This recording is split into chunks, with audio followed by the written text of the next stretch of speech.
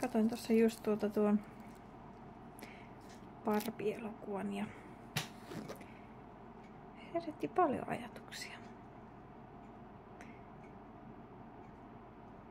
Mä oon ollut aina semmonen ihminen, joka on halunnut olla hyvä vaimo ja äiti. Ja avioliitto on ollut unelma ja perhe. Ja sitten kun mä 5 vuotta sitten jouduin kokemaan avioeron, niin se oli täys shokki mulle. Ajattelin, etten koskaan joutuisi itse sellaista kokemaan. Ja nyt siitä on mennyt tosiaan 5 vuotta ja olen edelleen itsekseni elävä ihminen.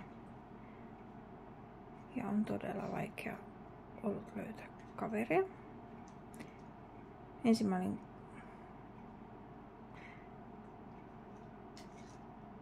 3 vuotta itsekseni.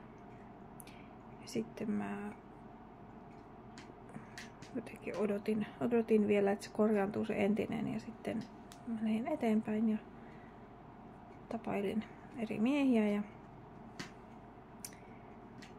sitten oikeastaan koin olevan entistä enemmän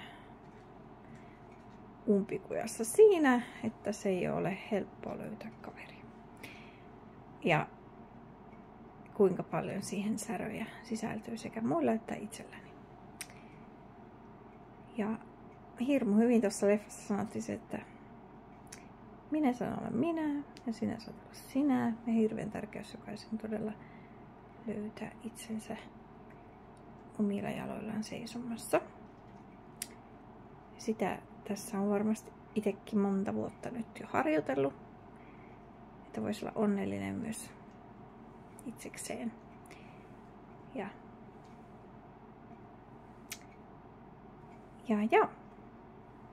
on onneksi lapset ja sitten viime keväänä hankkimani koira. Olin kyllä jo pitkään luullut, että en koskaan koiraa hommaa, mutta näin kävi.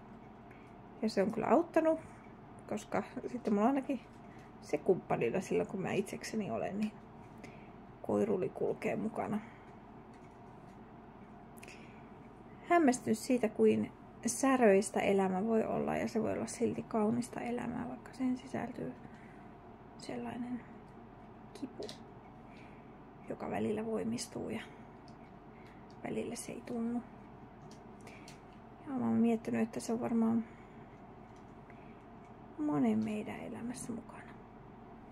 Meillä on paljon naamareita, joiden taakse me piiloudutaan ja ei näytetä sitä minua.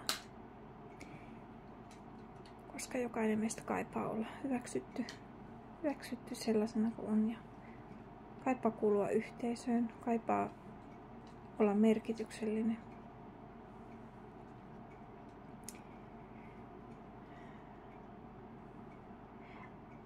Mutta vaatii huimasti rohkeutta olla aito, ettei käyttäisi niitä naamareita, vaan olla vaan minä.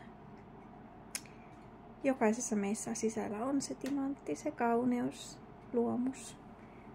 Ja harjoitellaan jokainen, että kutsuttaisiin sitä esiin. Rakastetaan itse itsemme. Hyväksytään itsemme, omat tunteemme ja kipummekin. Ja sitä paremmin me myös silloin rakastetaan toista.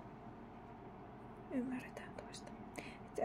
Se ei tarvitse olla semmoista niinku vihaisaa rajanvetoa muihin ihmisiin, vaan anteeksi antaa myös muiden virheitä kohtaan ja omia virheitä kohtaan. Hyväksyä. Kukaan meistä täällä ei ole ehejä. Se, joka luulee olevansa ehejä, sillä on yleensä isommat säröt siellä, mutta se on piilottanut ne erityisen hyvin myös itseltään. Jokainen on rakas ja arvokas. Siunausta sulle.